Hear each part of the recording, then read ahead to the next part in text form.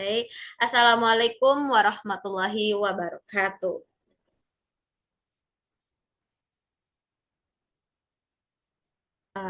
Baik, selamat malam dan sebelumnya perkenalkan saya Naila Rahwani Munifah dengan NIM 240040026 selaku moderator dan bersama rekan saya yang bernama Resifa Putri dengan NIM mana NIM lucu.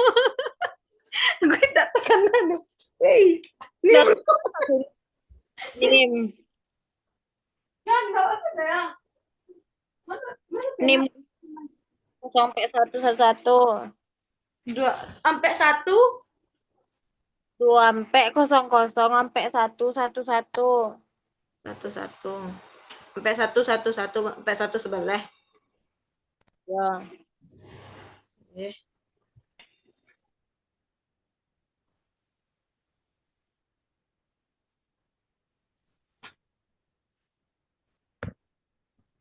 Baik, Assalamualaikum warahmatullahi wabarakatuh. Waalaikumsalam warahmatullahi wabarakatuh. Selamat malam dan sebelumnya perkenalkan saya Naila Rahwani Munifah dengan NIM 240040026 dan bersama rekan saya yang bernama Resifa Putri dengan NIM 2400411. Nah, di sini kami akan menjelaskan mem- mempresentasikan pengembangan media pembelajaran berbasis augmented reality. Nah, kami mengambil materi tentang sistem peredaran darah manusia pada pada tema darah darahku lancar, tubuhku sehat. Program paket A kelas 5 SD. Dan materi pertama tentang pembahasan pendahuluan yang mengenai latar belakang tujuan pembelajaran dan kegunaan media interaktif dan sistem peredaran darah akan dijelaskan oleh rekan saya. Kepada Resita Putri, dipersilahkan. Baik, terima kasih moderator. Baiklah, yang pertama itu saya akan menjelaskan tentang latar belakang. Pendidikan kesetaraan merupakan jalur pendidikan alternatif yang memberikan layanan bagi masyarakat yang karena berbagai kondisi tidak dapat mengikuti pendidikan formal. Modul ilmu pengetahuan alam paket A tema 7 darahku lancar, tubuhku sehat dirancang untuk membantu peserta didik setara kelas 5 SD memahami sistem peredaran darah manusia secara mandiri. Sistem peredaran darah merupakan salah satu sistem vital dalam tubuh manusia yang menentukan kelangsungan hidup. Pemahaman yang baik tentang organ dan fungsi peredaran darah. Gangguan yang dapat terjadi serta cara menjaga kesehatan menjadi penting bagi peserta didik agar dapat merangkai gaya hidup sejak dini. Eh, Selanjutnya itu ada tujuan pengembang. Tujuan pengembangan media pembelajaran ini yang pertama ada menghasilkan media pembelajaran yang mampu menjelaskan organ peredaran darah manusia secara virtual dan interaktif. Yang kedua yaitu memfasilitasi peserta didik paket A kelas 5 untuk memahami konsep peredaran darah secara mandiri. Yang ketiga itu menyediakan media yang mencakup aktivitas praktik, pengukuran denyut nadi, dan evaluasi diri. Dan yang keempat yaitu meningkatkan kesadaran peserta didik tentang pentingnya menjaga kesehatan sistem peredaran darah. Selanjutnya yaitu manfaat pengembangan. Manfaat yang diharapkan dari pengembangan media pembelajaran ini antara lain bagi peserta didik yaitu mempermudah memahami materi peredaran darah melalui visualisasi dan aktivitas interaktif. Yang kedua yaitu bagi pendidik atau tutor, menyediakan bahan ajar yang terstruktur dan siap digunakan dalam proses pembelajaran. Dan yang terakhir yaitu bagi lembaga pendidikan kesetaraan, melengkapi sumber belajar yang sesuai dengan prinsip fleksibel learning. Selanjutnya yaitu kita lanjut ke bab 2. Bab 2 ini akan membahas tentang analisis kebutuhan. Yang pertama ada analisis peserta didik. Sasaran penggunaan media pembelajaran ini adalah peserta didik paket A setara SD atau MI kelas 5 dengan karakteristik seperti berikut. Yang pertama, usia beragam. Anak usia sekolah hingga dewasa yang belum menyelesaikan pendidikan dasar. Yang kedua yaitu memiliki kemampuan membaca dan memahami teks sederhana. Yang ketiga yaitu belajar secara mandiri dengan bimbingan tutor terbatas. Dan yang keempat memerlukan visualisasi konkret untuk memahami konsep abstrak seperti sistem peredaran darah. Dan yang kelima yaitu memiliki akses terbatas terhadap teknologi sehingga media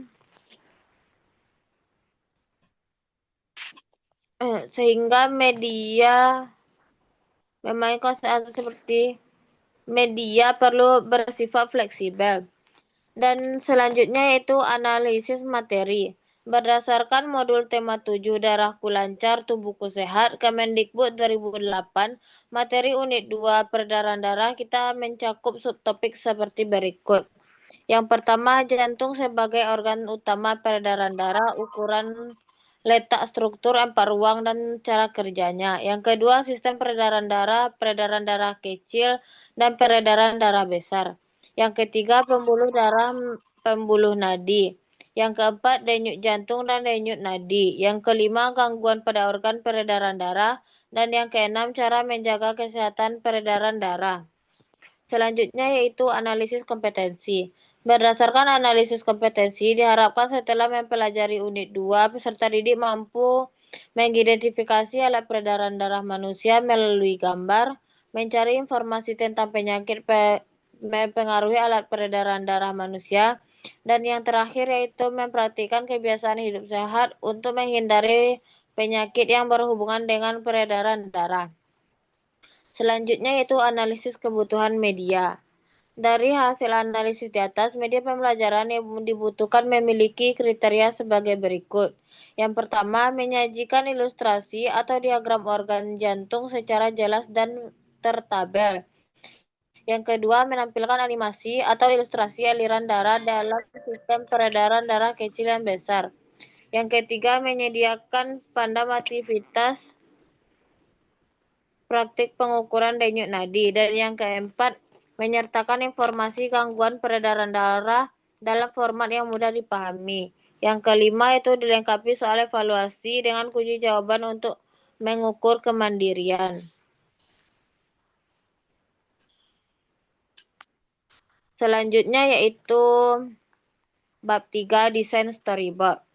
Yang pertama, konsep desain. Media pembelajaran ini dirancang dengan konsep belajar mandiri aktif yang memadukan penyampaian konsep, narasi ditambah visual, aktivitas praktik, dan evaluasi diri. Warna dominan menggunakan warna pink untuk mempresentasikan sistem peredaran darah. Setiap adegan dirancang tidak lebih dari 2 menit agar sesuai dengan rentan perhatian peserta didik.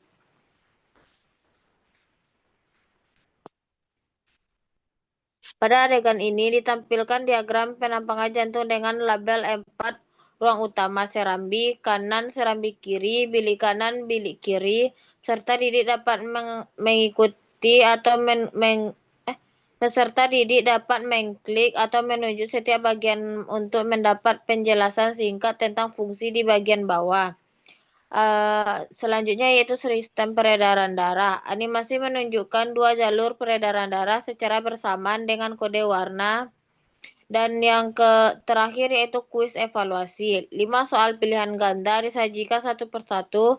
Setelah memilih jawaban, peserta didik mendapat umpan balik langsung dengan tanda centang hijau untuk menjawab benar dan yang menjawab salah dengan berwarna merah. Di akhir kuis ditampilkan skor total dan rekomendasi belajar ulang jika skor di bawah 70%. Sekian materi dari saya kembalikan kepada moderator. Baik, terima kasih kepada Resifa Putri. Selanjutnya materi yang akan saya bahas yaitu metode pengembangan ED. Yang pertama itu ada model pengembangan.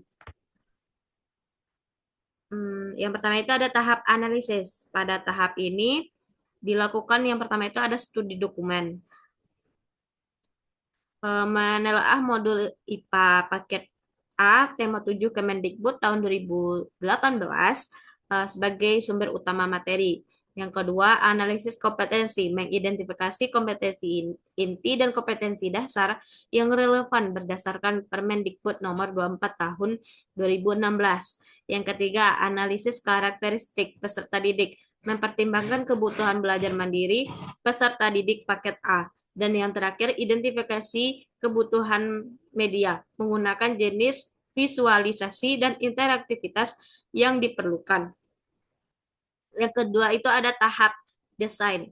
Pada tahap desain ini dilakukan yang pertama itu penyusunan peta konsep materi peredaran darah yang mencakup 6 sub topik utama. Yang kedua perancangan storyboard. Ada 11 adegan sebagaimana tersaji pada bab 3. Yang keempat pemilihan palet warna. Ada warna biru dan merah untuk yang mempresentasikan sistem peredaran darah. Yang keempat, penentuan jenis tipografi. Yang itu tuh Times New Roman ukuran 12 sampai 16 PT untuk keterbacaan optimal. Dan yang terakhir, penyusunan instrumen evaluasi. 5 soal pilihan ganda sesuai dengan indikator kompetensi. Dan yang ketiga ada tahap pengembangan atau development. Development. Pada tahap pengembangan yang dilakukan itu yang pertama itu pembuatan diagram jantung berlabel menggunakan perangkat lunak desain grafis. Yang kedua, pengembangan animasi aliran darah peredaran kecil dan besar. Yang ketiga, pembuatan kartu interaktif gangguan peredaran darah seperti anemia, leukemia, jantung koroner. Yang keempat, penyusunan panduan aktivitas praktik pengukuran denyut nadi. Yang kelima, pengembangan kuis evaluasi 5 soal dengan sistem umpan balik otomatis. Yang terakhir, revisi berdasarkan hasil review ahli materi dan ahli media. Yang keempat, ada tahap implementasi atau implementation. Pada tahap implementasi direncanakan sebagai berikut. Yang pertama itu ada uji coba terbatas. Media diuji cobakan kepada 5-10 peserta didik, paket A dan 2 tutor untuk mendapatkan masukan awal. Yang kedua, revisi pasca uji coba. Melakukan perbaikan berdasarkan temuan saat uji coba terbatas. Yang ketiga itu uji coba diperluas. Media digunakan dalam pembelajaran reguler di beberapa kelompok belajar. Yang terakhir, tahap evaluasi atau evaluation. Evaluasi dilakukan secara formatif di setiap tahap pengembangan dan evaluasi sumatif setelah implementasi. Instrumen evaluasi meliputi angket validasi ahli materi, angket validasi ahli media, angket respon peserta didik, dan hasil data kuis evaluasi. Selanjutnya itu bab yang keempat.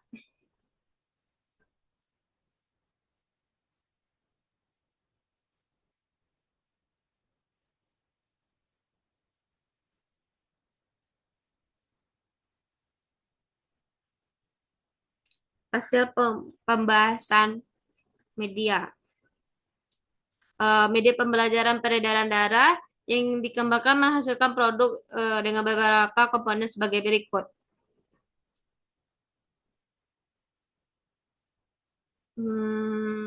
Dalam aspek kelengkapan materi mencakup seluruh subunit 2, jantung, pembuluh darah, denyut nadi, dan gangguan dengan cara menjaga kesehatan. Itu statusnya tercapai. Kalau dari aspek kesesuaian kompetensi dasar, konten sesuai dengan KD kurikulum 2013 IPA kelas 5 dan tentang sistem peredaran darah, statusnya itu tercapai. Keterbacaan bahasa yang digunakan sederhana dan sesuai jenjang paket A atau paket A SD kelas 5, statusnya itu tercapai. Aspek visualisasi, diagram jantung, animasi aliran darah, dan infografis gangguan tersedia itu statusnya tercapai. Interaktivitas kuis 5 soal dengan umpan balik, kartu gangguan klik, diagram jantung interaktif statusnya tercapai, dan aktivitas praktik tersedianya penghitungan denyut nadi mandiri, statusnya itu tercapai. Yang kedua itu ada deskripsi isi media. Yang pertama itu materi jantung. Jantung ini disajikan sebagai organ utama peredaran darah dengan analogi pompa air yang memompa cairan melalui pipa-pipa. Jantung terletak di dalam rongga dada agak sebelah kiri berukuran sekitar sekepalan tangan dan berdenyut kurang lebih 75 kali per menit saat istirahat. Diagram penumpang jantung menampilkan 4 ruang. Ada serambi kiri, serambi kanan, bilik kiri, dan bilik kanan, serta katup jantung. Yang kedua ada materi sistem peredaran darah. Eh, Dua sistem peredaran darah disajikan secara visual dan naratif. Yang pertama itu peredaran darah kecil, peredaran darah paru-paru dari darah dari jantung ke paru-paru lalu kembali ke jantung. Yang kedua peredaran darah besar atau peredaran sistematik darah dari jantung ke seluruh tubuh lalu kembali ke jantung. Peredaran warna pada animasi membantu peserta didik memahami darah kayak oksigen dan versus darah miskin oksigen. Yang ketiga itu materi denyut jantung dan denyut nadi. Aktivitas praktik pengukuran denyut nadi dirancang berdasarkan tugas titik dua tugas 2.1 dalam modul. Peserta didik mengukur denyut nadi pada tingkat kondisi duduk santai, berjalan, lari di tempat. Media mencatat hasil dalam tabel. Media menyajikan panduan visual langkah demi langkah, cara menentukan dan menghitung denyut nadi di pergelangan tangan atau leher. Dan yang terakhir, materi gangguan peredaran darah. 3 gangguan utama disajikan dalam format kartu interaktif seperti anemia, kekurangan sel darah merah, gejalanya itu lemas, dan pucat, penyebabnya itu kurang gizi dan zat besi. Yang kedua ada leukemia, kanker darah, akibat dari peningkatan sel darah putih, gejala sangat lemas, dan tulang sakit. Yang terakhir, penyakit jantung koroner, penyumbatan pembuluh darah jantung akibat penimbunan lemak, gejala nyeri dada sebelah kiri.